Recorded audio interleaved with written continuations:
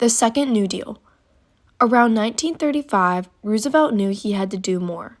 Although the economy had begun to rise from during the winter of 1932 to 1933, it was still far below its level before the stock market crash of 1929. Millions of Americans were still unemployed, many had been jobless for several years, and were beginning to listen to demagogues who criticized the New Deal for not going far enough. Roosevelt foresaw the possibility that the 1936 presidential election he would face a significant third-party challenge from the left. This image shows FDR in a car with a dog, titled "The Most Famous Dog in the World." Second New Deal continued.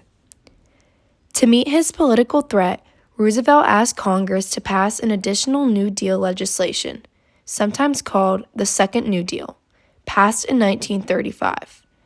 One of the most important aspects of the Second New Deal was the Social Security Act, passed in 1935. This image on the right is showing a timeline of the events happening during the Second New Deal.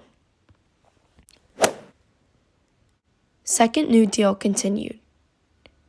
The main difference of the Second New Deal was that none of its major programs were deemed unconstitutional by the Supreme Court. The First New Deal struggled to provide consistent relief because of these Supreme Court rulings. As stated earlier, historians often break up the New Deal into the First and Second New Deal.